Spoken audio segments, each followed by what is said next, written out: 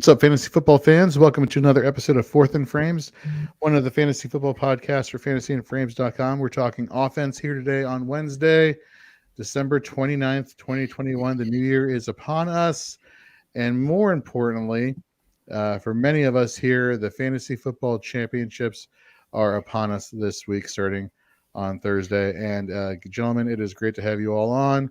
For those of you out there, we have been off for a couple weeks. You could have seen us on the 4-Hour pregame shows. We've been doing weekly on Sundays. We are back this week just in time to get you ready for week 17. And then thank you very much, Nate. Was that you? Yep, that was Wes. Yep. Trying to do my due diligence, and I appreciate retweeting out the show and doing all that jazz. That's cool. It was Facebook. Oh, thank you very much. It's okay. Anyhow. We got a lot to talk about. We got injuries. We got COVID, more so COVID than injuries. We got players that we're high and low on at quarterback, running back, wide receiver, and tight end. And of course, we're going to have our complimentary flex off. We're going to include quarterback this week, a little super flex action. And of course, we're going to be answering your questions, all your start sit questions for the week, and get you ready for week 17. And of course, you can check out all of our articles. Waivers for the most part, have run for most of your leagues. If you do not have a player, or you were not able to get a player that you were trying to get and you still needed an advantage in week 17 on offense and IDP, head over to fantasyandframes.com. Check out on our homepage Nate and Tyler's waiver wire targets articles, one for offense, one for IDP. And these guys do a great job of breaking down every single position, including defense, special teams, as far as players and teams to roster to get rid of.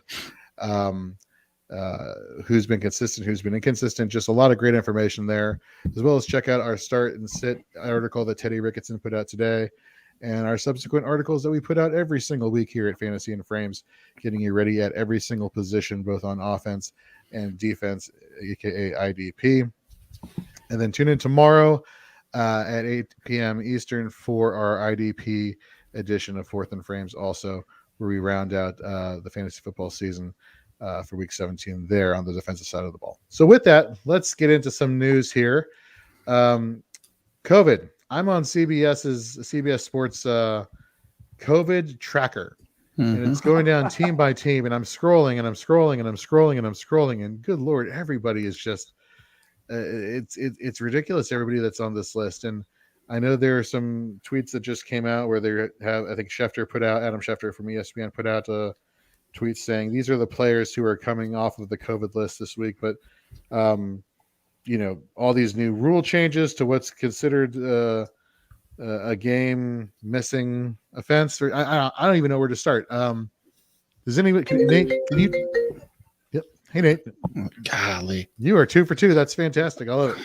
Well, since you're on the most popular demand call list, why don't you tell us a little bit about, if you know, some rule changes from the COVID protocols that, and this is open to anybody else here, that could potentially give fantasy managers a heads up on like what to expect going into this week.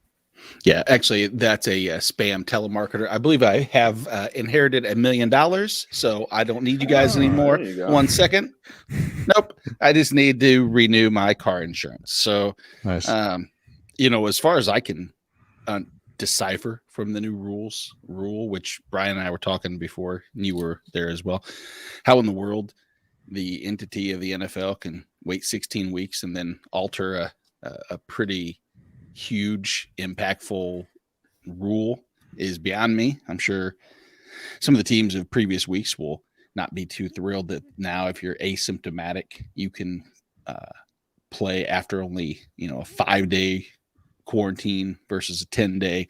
Has a lot of impacts. I mean, most importantly, like we said, Carson Wentz is a name that's compared to like the Saints. Sam Erlinger is much better than Ian Book, and I'm sure Colts fans didn't want to have to trust in Sam Erlinger. I said it 2 different ways, so in case I don't know which one it is, Fabian Moreau, Foster Moreau, we're getting down this rabbit hole just in case. Covering your bases. I believe it's Ellinger. Well, how do you say in French sucks compared to Carson Wentz? Nice. Doesn't help playoff chances. I think you just said it, actually. That's it. Thanks. No, that's crazy. So hold on. So I'm a little bit behind. Are you telling me that there's a chance that Carson Wentz could actually play this week because of all this? Wow. Yeah, very much Wow. so. Very much so. You want Again, to know it's something funny? I didn't even know there was a chance he wouldn't play. That's how hard it is to keep track of this stuff. No, well, that certainly bodes well for all the different skill players. I gotta be honest with you. The second I saw that Carson Wentz was going down because of the COVID list, I was like, man, this, the offensive lineman situation for the Colts is in a bad situation, a bad spot. Breaking news, by the way, both of their guards are now returned as well. Right, exactly. So at the time, I was like, man, Jonathan Taylor this week. This is I don't know what to think here. But yes, like you said, Quentin Nelson and was it Riley's are coming back. So that should help out going against the Las Vegas Raiders this week. No, just man, it's so, folks, literally CBS Sports, our friend over there, Dave Richard, and the fantasy crew over there, great people, love their products. CBS Sports, they do a great job of tracking all the different COVID stuff. I'm sure you can find it on Twitter or wherever you go, but I highly recommend going to CBS Sports because they break it down team by team. And there's just so many to talk about that unfortunately we can't get to every single one of them. But anyhow, so what we're going to do this time, or to right now rather, talking is hard, is talk to you about some players that we're high and low on. We don't want to say that they're going to be busts per se, because what do you consider a bust? I guess that involves some type of numeric designation that, quite frankly, we're just not going to give you. We're going to give you some opinions as far as why we think a player is high. We're high and low on a player. It was supported with obvious facts and stats and all that jazz. So let's get into it right now. Let's get into some quarterback talk. Yes, Brian, who's a quarterback that you're high on? Okay, as I said in the Slack chat, I couldn't really find anybody. I mean, obviously, I'm high on Josh Allen. He's playing in Atlanta, but you're starting Josh Allen if you have him, right? So with an asterisk, Russell Wilson, he's got an asterisk. If the cornerback on the Lions, whose name I need to see printed in front of me in order to pronounce correctly, and I'm not going to, so I don't want to butcher it. If he's still out, then, I think Russ might be an interesting play. Rashad Penny's going to get his touches, and it probably should be a positive game script. And yes, Russ and the Seattle offense really haven't looked too great lately, but you know what? It's the Lions, right? They're 31st in pass rush via PFF, 31st in coverage via PFF, about middle of the pack against the quarterback. My other high on comes with an asterisk is Derek Carr, ranked number 19 in ECR. The asterisk is if Waller plays.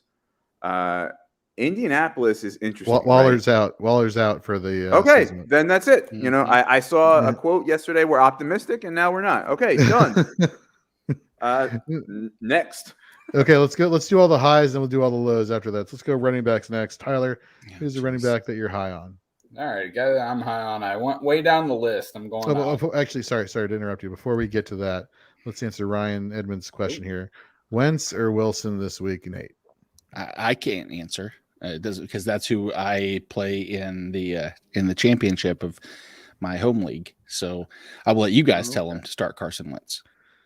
I like the matchup with the Lions better for Wilson. Granted, I do like Wentz against the Raiders. I do not like Wentz coming off of COVID and whether or not he's going to be 100% healthy, and whether or not they lean more on Jonathan Taylor in this matchup than they do on the passing game. So give me Wilson. Yeah, me too. All right. Sorry, Tyler, running back. Here we go. All right, running back. Went way down the list. I'm going Keyshawn Vaughn of the Tampa Bay Buccaneers. They gave a lot of work to Rojo last week, and deservedly so. Rojo's a good runner. But, they're going to have to learn to rely on Rojo and Keyshawn Vaughn. I think it's misguided to assume that Leonard Fournette's just going to return after a 3 to 4 week absence for the playoffs with a hamstring injury, those things linger. They tend to linger, and if you try to push him back too soon, you're going to re-injure it. So, Keyshawn Vaughn's he's a good runner. He's a good player. They drafted him in the 3rd round in 2020 for a reason. He broke off a massive 55-yard touchdown run last week, and it looked great. He was flying down the field. I'd say with that run, he's going to force some more opportunities for himself. Ronald Jones still cannot pass protect. He is still not all that great at catching the ball. And when Vaughn was brought in from Vanderbilt, he was supposed to be a good pass catcher. And I think we all know that Bruce Arians just simply doesn't trust rookies. And good thing Keyshawn Vaughn is no longer a rookie. He is now a sophomore. So, yeah, ECR of 40 for Keyshawn Vaughn this week. If I'm looking for an emergency play, I'll go with Keyshawn Vaughn. Let's not forget that Bruce Arians decided to go to CJ2K, Andre Ellington, and I forget another running back before he got to David Johnson in 2015. And we also had David Johnson end of that year before he went off in 2016. So good call there. Nate, let's go to a wide receiver that you're high on. We talked earlier Brian did with Derek Carr, and as a result of Darren Waller being out, I actually like Zay Jones. Now, granted, you're digging pretty deep. This is obviously for much deeper leagues because the ECR right now, he's wide receiver 60. I have him in the top 40 of my wide receiver ranks. I mean, if you look at since week 12, he's 14th in the NFL in targets. He at 35. He's 13th in receptions. Now, problem with those two numbers, well, nothing with those two. The problem with the other two is the yardage and the touchdown totals, which are pretty much non-existent, which has capped his ceiling. There's no doubt about that. But let's go back at the last couple of weeks. Week 16, he led the team in targets with 7. Week 15, he led the team in targets with 9. And then weeks 12, 13, and 14, he was tied for second with a total of 19 over those 3 weeks. So the target shares there. There's, like we said, no Darren Waller. I do have to believe that Hunter Renfrow has to be the main let's stop, if anything. And when you have the matchup of most likely Xavier Rhodes is getting a tell of two cities, if you will. One side thinks Xavier Rhodes is pretty much useless, and the other side, he's a Pro Bowl fill-in. So now I think we all can agree Pro Bowl fill-ins mean nothing. I think that I saw that each one of you three are actually an alternate Pro Bowler this year. Congratulations, Brian. Nice. Thank you. You're Thank welcome. you. No problem. Totally earned it. Yeah, absolutely. I'm on the punter list. Yeah. Hey, I'm actually in a fantasy league, or it was this year, that they had a punter. So really, hey, that was not awesome, but still, I can say that I did it. So there we go. Well, there you go. You guys are awesome. There you go. Thanks, Ryan. Yeah, thanks, Ryan. I really don't want to lose, but put that aside and continue. Maybe he'll pick up Zay Jones and start Zay Jones against me and really, stick it to me. But I do like the opportunity that he presents. I don't love the fact if as a wide receiver 1 or 2, but deep flex with COVID, everything. Give me that upside of Zay Jones. Nice. I'll go the tight end position. I am pretty high on Gerald Everett this week. Tight end 13 ECR consensus on Fantasy Pros. The past 4 weeks, he's been the tight end 9, averaging 7.8 fantasy points per game, but he's been very, very consistent. He has 55 targets over the past 4 weeks. He's in back-to-back weeks of having a snap percentage of 84%, which is second highest that he's had all season and the most consecutive highest that he's had all season. Russell Wilson just keeps looking his way. Detroit's been giving up some points to the tight end position. Week 15 versus Arizona to Zach Ertz, 10.4 points. Week 16 last week to the Falcons, 13.2 points. This is half PPR scoring. He is likely drawing coverage from Derek Barnes of the Detroit Lions linebacker, who, when targeted in the passing game, is allowing an NFL passer rating of 140.6. That is god-awful. That is atrocious. That is good news for Gerald Everett this week. Let's go to the players that we are low on. Let's go back to the quarterback position. Brian, who do you got for us? Okay, so drop it low. We're talking about number 7 in ECR, Jalen Hurts. Let me start by saying I tend to be higher on Jalen Hurts than a lot of people are. I know he's kind of a divisive figure. And there have been times as the season has gone on that he's looked more comfortable and competent as a passer, but he still has a little to go. So we look at the matchup and it's Washington, and it's like, all right, full go. They got torched by Dallas last week. Sorry, Jorge. And so all the matchups for quarterback, wide receiver, things like that seem to be pretty good for Hurts. But here's the deal, right? They like to really run the ball, and Washington is not that bad against the run. Middle of the pack in fantasy points to running back position, 7th ranked in rush defense on PFF. So I don't know that they're going to be able to rely on the run as much as they want to, which will force Hurts to pass more, which isn't great. And he really only has Devonta Smith and Dallas Goedert to throw to, really. No Miles Sanders this week. I'd be careful with Hurts. All right. Tyler, what running back that you're low on? I am very low on Melvin Gordon this week. When I looked at it earlier, he was an ECR of 19. He's now ECR of 20, so he did drop a spot. But looking at just the trends over the year, him and Javonte have been close to splitting snaps and splitting opportunity. It might have been a 55-45 split if we're splitting hairs to Melvin Gordon. That's basically flip-flopped since the bye. Melvin, and especially in the passing game, Melvin Gordon had 26 targets first 10 weeks. Javonte had 29 targets first 10 weeks. So still a little favor to Javonte.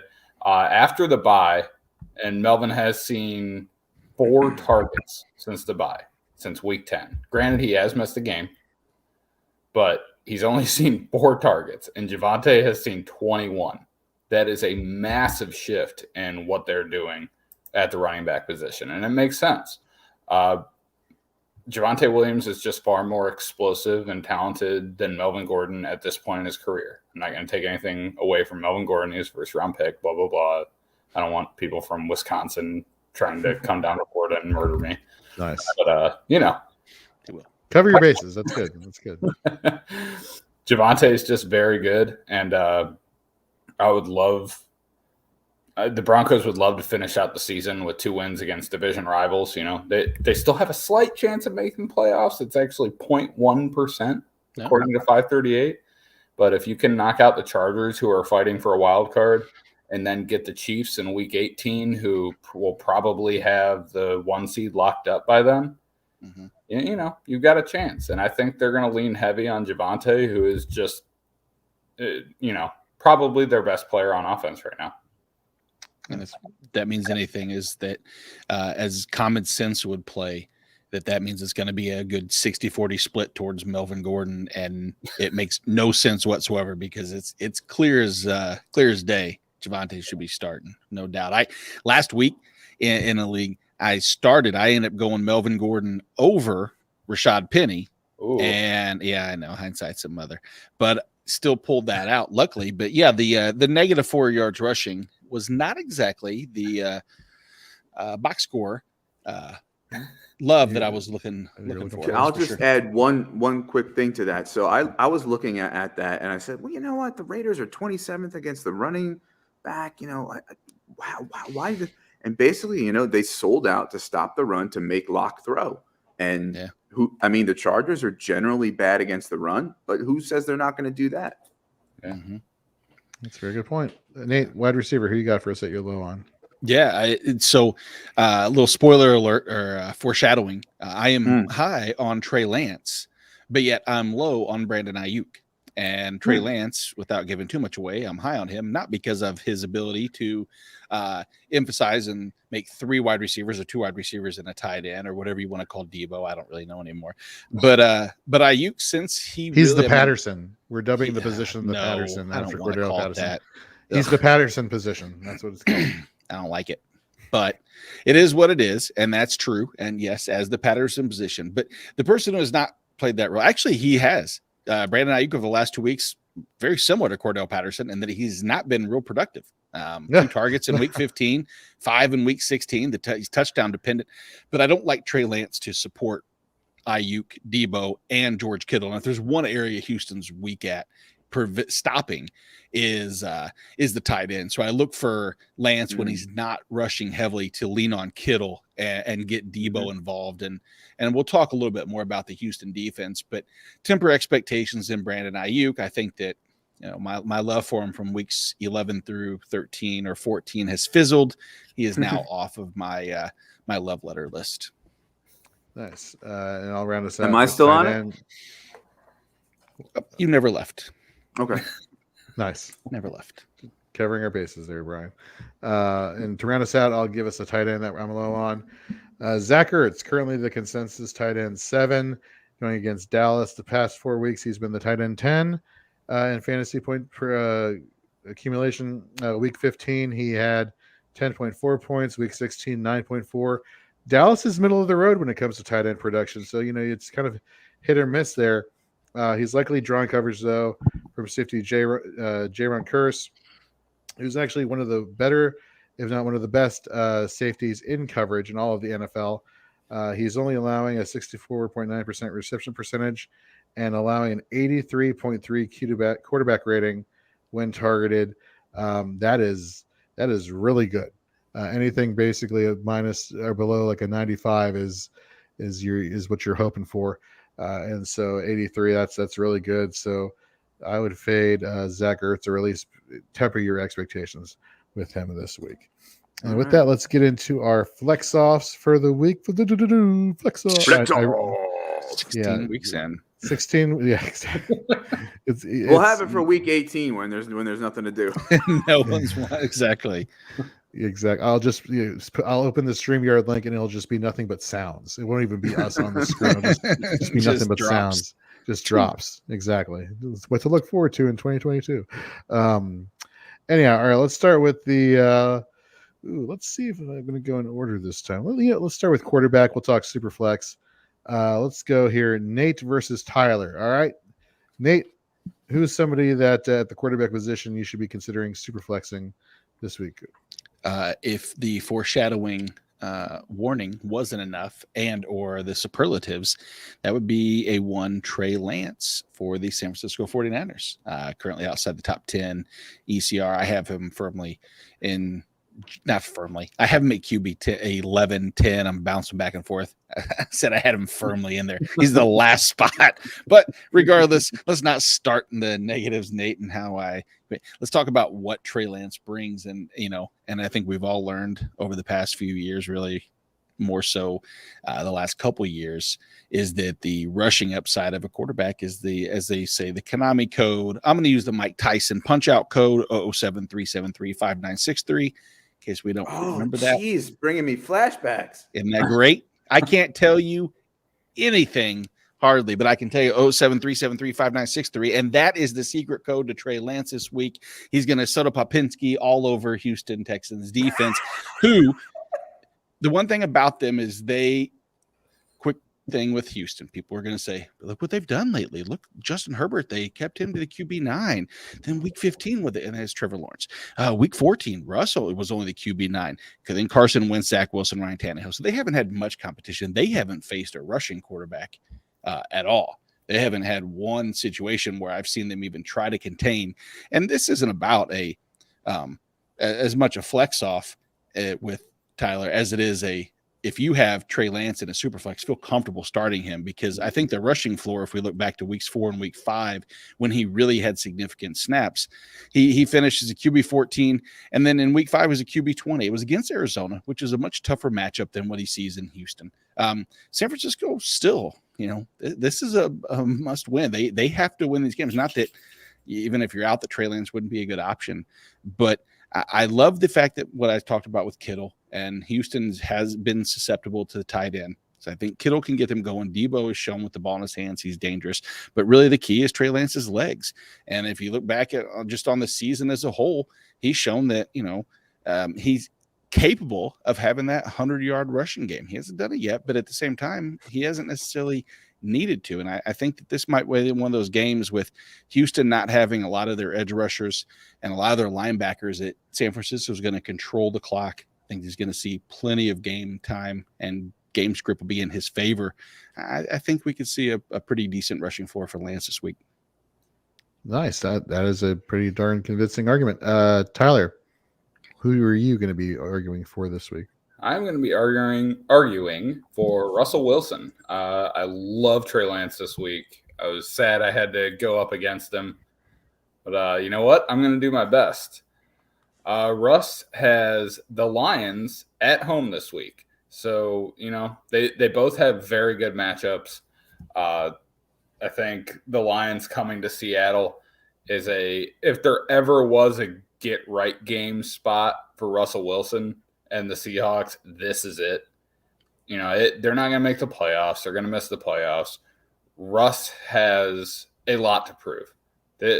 Russell Wilson has no interest in going quietly into the end of the season and coming back next year. He wants to go out with a bang. He wants to increase his trade value because we all know it's BS that he doesn't want to trade. The teams wouldn't have been leaked. So he's going to try to go out and have a big last couple weeks of the season. He's going to be peppering DK Metcalf and Tyler Lockett with targets as they run all over the Lions secondary. I don't know if they're going to be able to keep up with those two. They're very good players. And the big difference is, Russ had a very good start to the season, and that was partially because they had a reliable run game. They had Chris Carson the first few weeks of the season, and they had a more balanced offense. And I just find any wood you can knock on. But Rashad Penny has looked pretty good the last 2 weeks. I hope the guy can stay healthy. These last 2 weeks are also huge for him. He's reached the end of his rookie deal. He's got 2 weeks to show a team that he's worth a $3 million 1-year prove-it deal. And I'm hoping that he can do that because, after all the injuries he's dealt with, he deserves some success. So I think the Seahawks are going to have a much more balanced offense this week. It's going to present Russell Wilson with a much better opportunity to get the ball to DK Metcalf, to get the ball to Tyler Lockett. My only detraction from Trey Lance, which I really don't want to detract from him very much, is they are playing the Texans. They are going to absolutely run it down their throat. Elijah Mitchell is looking like he's going to be back. He actually practiced today, even in a limited fashion. Jeff Wilson Jr. is still healthy. They still have their RB1 and Debo. They're just going to have a lot of rushing attempts, and Trey Lance will get some of those. But I don't see any reason why he might have to complete more than 10 passes this week. This is a very good thing, a very good point you're bringing up, because it makes you wonder. You read all the reports coming out of practice from the 49ers that all the veterans are saying, "Oh, he's getting coached up." Trey Lance, of course, I'm speaking of. He's looking so good in practice. We're really confident in him leading our team. And if he does play this week, where we have complete 100% confidence, that's great to hear. It makes you wonder how much he's actually going to be needed because of the very things you just mentioned, Tyler. Debo, the RB1, or the Patterson of the offense. I'm going to make this stick, Nate. You watch. I'm going to make this stick. The Patterson of the offense. Elijah Mitchell, Jeff Wilson, all the running backs you were just mentioning. It makes me wonder how much of his rushing upside is going to be needed. Or do they put the ball in his hand and say, "Hey, you know what, young man, go win this game," and kind of take the ball out of the other players that I just mentioned's hand? I wonder which one is more likely. On the flip side, Russell Wilson, he hasn't been playing well a lot lately. I do agree with a lot of the points that you bring up. This is a get-right game for him and this whole entire offense. If they can get things going, this is a tough matchup, tough flex off here, which is why I'm going to default to Brian to choose who gives the better arguments as far as who to. All that lead up, and it's and you decide. Okay, so I think as usual, these are tough to judge for me. I like the arguments that both sides make all the time. For what it's worth, Russ is ranked 12th in ECR and Lance 14th, so they're close, but Russ has an edge. their little bar that likes the matchup, likes Russ's more than Lance's. So, I also plugged Russ as a quarterback that I'm high on this week for the reasons that I said. And I do think that Tyler's got a point. Listen, the rushing floor that Lance gives you will create fantasy points, right? But I just think they're going to use so much Elijah Mitchell, and it's just I think there's a real low ceiling for Lance this week, personally, and I don't know. I just think I count on the savvy veteran to do well against the Lions when he's got something to prove. I know that's narrative; it's not really, but so yeah, Russ. That's what we have as narrative. That's the key to the whole thing is, and that's why I prefaced also in saying that if you have the option of both of these two as a super flex, first of all, congratulations. That's why you're in the championship, honestly. Well, I guess Trey Lance, not so much. You could probably pick him up 2 weeks ago if you were a little, clairvoyant and or just lucky. But yeah, it's not a bad situation. I have Trey Lance, and I'm probably not starting him over. I have Joe Burrow and that's it. Joe Burrow.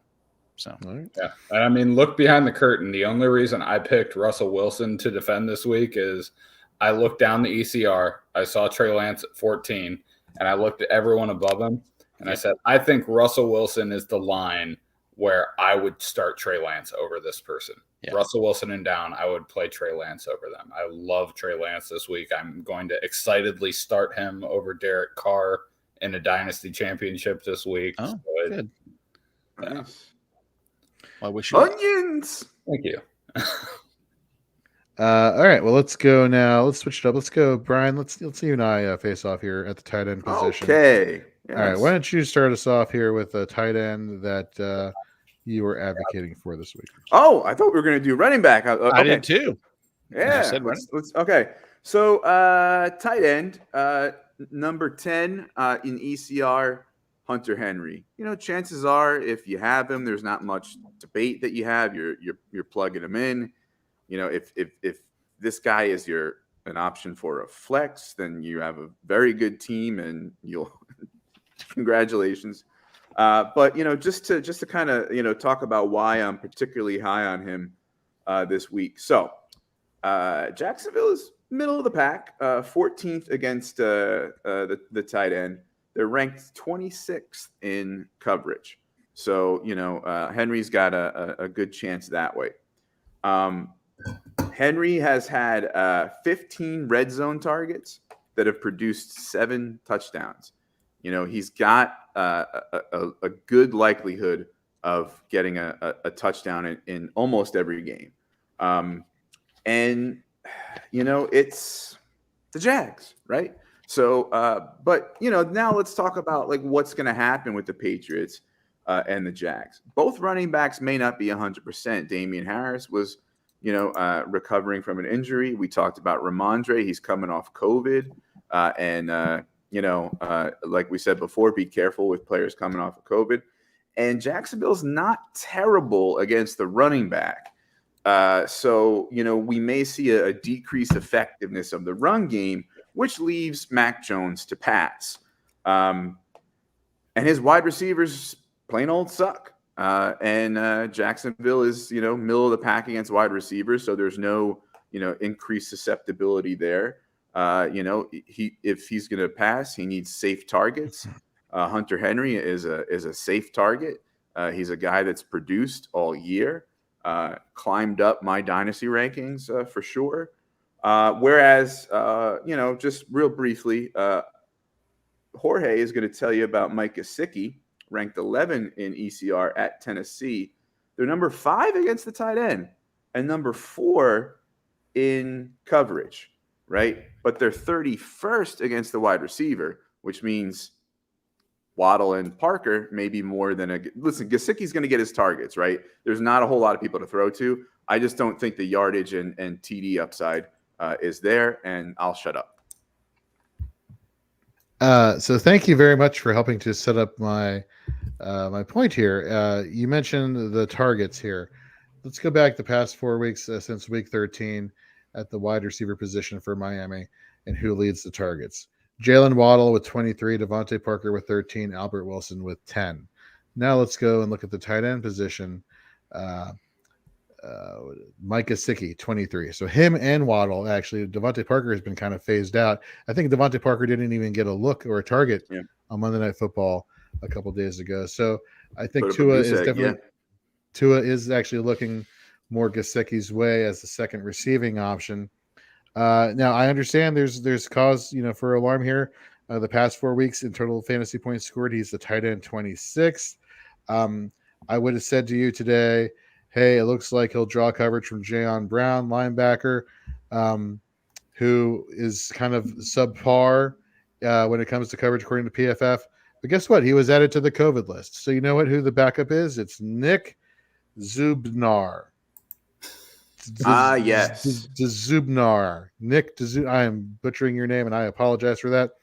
What's worse about him is that he is the second worst coverage grade out of all defenders here for the Titans. It's not looking good for whoever's lining up against Mike Gesicki. So given the target share going towards the tight end position here, I think it's just a matchup, a situational matchup here where Gesicki could really feast this week. So give me Mike Gesicki this week. All right. Apologies to the Zubnar family. It's okay. It is what it is. Yeah. Okay, exactly. If you think that the first time they've had to deal with mispronunciation of their last name is now, then I didn't mean the pronunciation. I just meant the enunciation that he's crap. Yeah, if you think this is the first time he's heard that this year with Twitter and everything else, then double time. So people pronounced his name wrong and said he sucked for pretty much the whole season. Tyler, I will gladly let you judge. I'll if you want to, but I have one. I only have one area that gives me reason for pause in terms of how I determine. And whenever we're looking at these flex offs with a tight end, I think it's pretty. The overarching theme seems to be who's going to score me a touchdown, and I think that kind of bodes Hunter Henry's way. If you look at one area that I didn't realize was so. Well, for me, it's kind of crazy. I didn't know it was so big. Is he has 18 targets in the red zone. He has 9 receptions. Of those 9 receptions, how many have turned into touchdowns?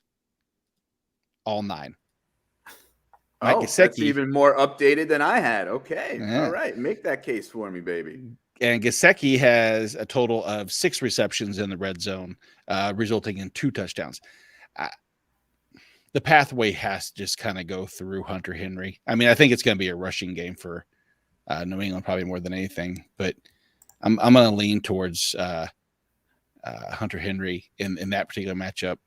But Smokey the Cat has a question about the tight end, Jorge. If you want to give him reason for your well, this is the second one actually, but this one's much more difficult. You're on mute. Okay, interesting. We'll go to the second question here first.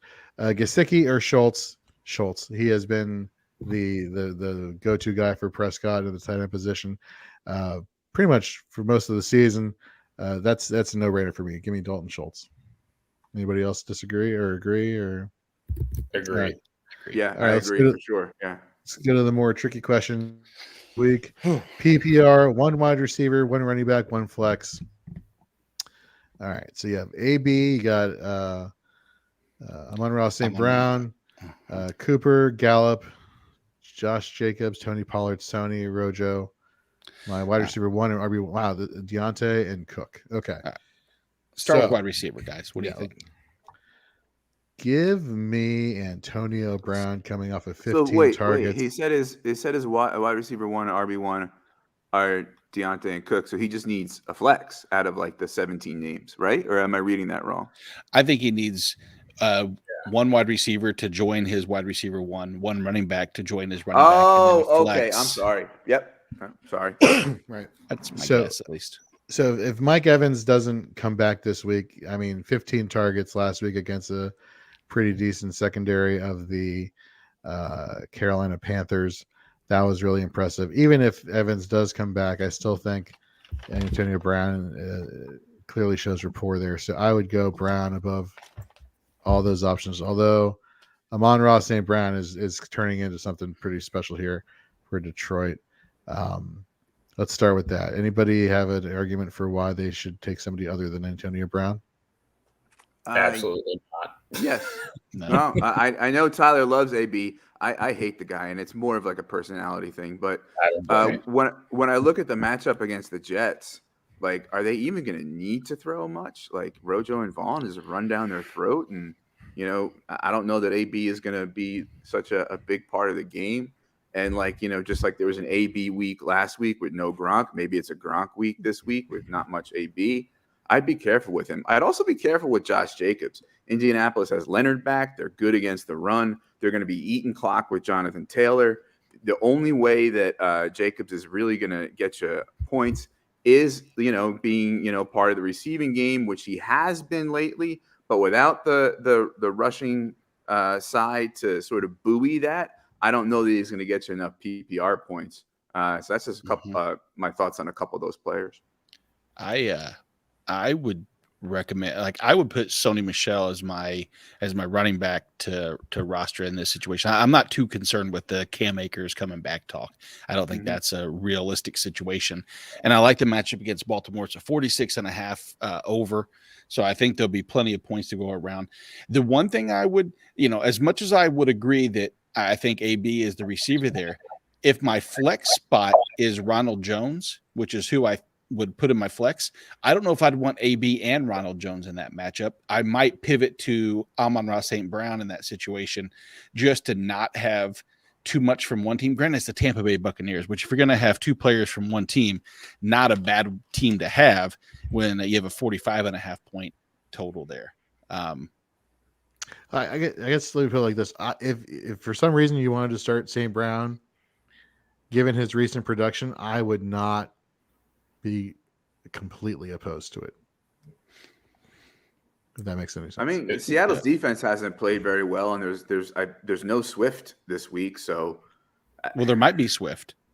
Oh, he practiced today, so that's my thing with Tyler. Since you're defined AB for sure, who would be your RB 1 or 2 in this case, and who would be your flex spot? AB for sure, yes. I'm going to go ahead and agree with you on Sony. I think the Cam Akers thing is poppycock. Oh, maybe he'll come back for some of the playoffs. Language there, Tyler. Come on. No, it's a popcorn. Jorge, get with it. Sony has gotten all of the opportunity. And now Darrell Henderson's on the IR. Sony's going to continue to see all of that opportunity. I have like a mental block of saying I want to start Amon-Ra St. Brown over Amari Cooper, but I think I want to start Amon-Ra St. Brown over Amari Cooper for that flex spot. Because Ronald Jones is one fumble away from being benched. That's what scares me so much about Ronald Jones. I have him going, and I don't want to not start him, but it does worry me with that.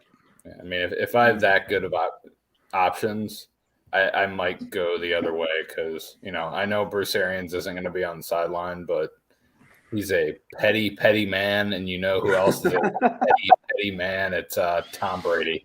Mm-hmm. This is true. All right, Smokey the Cat. Hopefully you got some good insight there. And you have any more questions, always hit us up here at Fantasy and Frames or at Fantasy and Frames.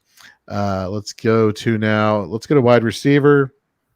Nate, you and I'll start us off here. I'm going to go Van Jefferson, ECR wide receiver 28. Look, weeks 12 through 14, averaging in half PPR scoring, 14.6 fantasy points per game. Week 15 and 16, 3.5 fantasy points per game. What the hell? What the hell is Sony Michel has been increased more. His usage has been increased more in the offense. They've been funneling a lot of the offense through him. And when they need to throw the ball, they throw it to Cooper Kupp, and they kind of, throw in the red zone, a fade to Odell Beckham every once in a while for a touchdown, but it's basically been the Sony and Cooper Kupp show, for better or for worse, last week for the Rams going against the Baltimore Ravens this week. The Ravens here, their cornerback situation is not great, as obviously we saw them get lit up by the Cincinnati Bengals last week. That being said, the best of the bunch is Anthony Everett, who's allowing a team low NFL passer rating when targeted of 95.8, which, like I said earlier, anything below 95, you're getting into territory. So he's like right at the cusp there, but he is their best option going against Van Jefferson. On the season, he's been playing pretty well. He's been allowing on the season a passer rating of 82.3. So quarterbacks are not having their way with him lining up at corner. Here's the thing. He got carted off the field this past week with a fractured rib injury. His status for this week is uncertain. Aside from Jimmy Smith, who plays on the other side of the field, who more than likely will be covering Odell Beckham, who has an even lower passer rating when targeted. So all those who are all on board the OBJ train, you may want to pump your brakes just a little bit. All the other Ravens cornerbacks have at least an NFL passer rating when targeted of 105 or more over the past 4 weeks, with an average of 126.54. So what does that mean? That means that if they put anybody else on Van Jefferson, if Everett can't go, it is full blast Van Jefferson to the moon. He's sure to get you that point, get you those points, get you back to that 14.6 fantasy point production he was getting in weeks 12 through 14. Yeah. Tyler, what was the word you used just a second ago? He's on mute, so I'll say Poppycock. Poppycock is a term to describe nonsense. It's also a term to describe delicious popcorn. Popcorn with caramel flavoring and little pieces in there. And that's always good. That's the Cole Beasley of popcorns, if you will. The other popcorn is Beasley of popcorns. Okay. Put it back on mute, Jorge. The other popcorn is the kind like Jiffy Pop, where if you let it go a little bit too long, it can be delicious. But every now and then, you know that burnt piece of popcorn that you get that ruins the rest of the bag for you? Unfortunately, that could be Van Jefferson. And that burnt little piece of popcorn is the last 2 weeks of production. Lowest production of the season, mind you. 2 targets, 2 receptions, 23 yards in week 15. 6 targets in week 16. 6 targets, 1 reception, 6 yards. That is the overarching kind of Van Jefferson season in 56% reception completion percentage. He's touchdown dependent. And don't get me wrong, against Baltimore, you probably make a great case that he can beat them over the top. That is for certain. But what do we, that's kind of the question. And I don't have an answer for every person that's trying to make this flex decision is, do you want floor? Or do you want ceiling? And I don't know that answer. And I want to say that in this case that I'm trying to make, it's the floor, because I like consistent floors, because a 0 will kill you. Or in Van Jefferson's case, the 2.4 that he put up in week 15, or the 0.96 in week 16. Cole Beasley, though, the key to his success is actually playing. And as we've learned earlier on, is the new COVID protocol, which I believe they probably adjusted so that fantasy owners could get Cole Beasley in their lineup. I think that's exactly what was done. Is I was talking earlier to Roger Goodell, and he said, hey, I have a fantasy championship, Nate. I need your assistance. I said, call Jorge. He said, Jorge is terrible advice. I don't want to listen to him. Who should I start? I got Van Jefferson. Lies. Cole Beasley. Lies. I know. I never said you would have bad advice. Me and Roger go way back. But Cole Beasley in a must-win situation. Buffalo in a must-win situation. Let's look at what Buffalo, honestly, their defense has looked susceptible over the last couple of weeks now. They're allowing right at 20 points a game, considering what going into the season, they were a top 3 defense. The Atlanta's without Richie Grant this week. If you look at what Amon-Ra did last week in a game where, who was the quarterback for Detroit? Anybody know? Raise your hands. Tim Boyle. Exactly right. Amon-Ra destroyed him. And so maybe Amon-Ra is quarterback proof. He's the Allen Robinson of last year, as in this year. But we have to go back even further. Let's go back to week 15. A player by the name of Juwan Jennings. You guys know Juwan Jennings, slot receiver for the 49ers. Yep, he led the team in targets that week. Let's go back to week 13. Tampa Bay. Chris Godwin, 17 targets in the slot. And Laviska Shenault finally came back to earth in week 12, or actually made an appearance, and led the team with 8 targets that week. Ultimately, what I'm saying is that Cole Beasley in a mashing play in the slot against Atlanta in a game that Buffalo wants to win, must win, will do everything in their power to absolutely just pulverize Atlanta. It just sets up sweet for a Cole Beasley return. And Roger Goodell still says, your advice is solid. Yeah. Okay. Tyler, why don't you be the judge for this one? I, again, like both sides of the argument. But my hang up with Cole Beasley is that somehow the Bills have an entirely intact wide receiver core. They have Stephon Diggs, they have Cole Beasley, they have Emmanuel Sanders, and they have Gabe Davis, who I mean, I know it's a 2-week time period, but those past 2 weeks have really been a short breakout for him. And you have to go back. I think it's only been one time since week 9 that Cole Beasley has even had double-digit points. I will take the Matt Stafford bounce-back game because, he had a Matt Stafford game against Minnesota, and they still managed to win, which he does from time to time. So he should come back and throw for 302 or 303. So I'm going to go with the Van Jefferson side of this one. Yes, and the Venmo payment is going through as we speak right now. Thank you very much, Tyler. Again, folks, these are all, we're talking about the better of two evils here. At any point, these players can go off. Literally, we were just talking about who made the best argument as far as who you should be starting this week. For those who are interested in learning about our thoughts on other players that we did not cover on this episode, head over to fantasyandframes.com. Check out our weekly rankings. Those are obviously going to be updated all the way through 1 p.m. on Sunday afternoon, as well as check out all of our articles from waivers to start and sits to player matchups for quarterbacks, running backs, wide receivers, tight ends, and IDP. We'll have all that out through Saturday. If you have any more questions, hit us up. Tyler at Tyler Heil, Brian at FFJunkie_, Nate at Nate Markham, me at Jorge B. Edwards, as well as all of us here at Fantasy and Frames on Twitter. DM us. You can DM us on Instagram, whatever social media platform you're on. DM us. We'll get you all squared away for Week 17 in your fantasy football championships.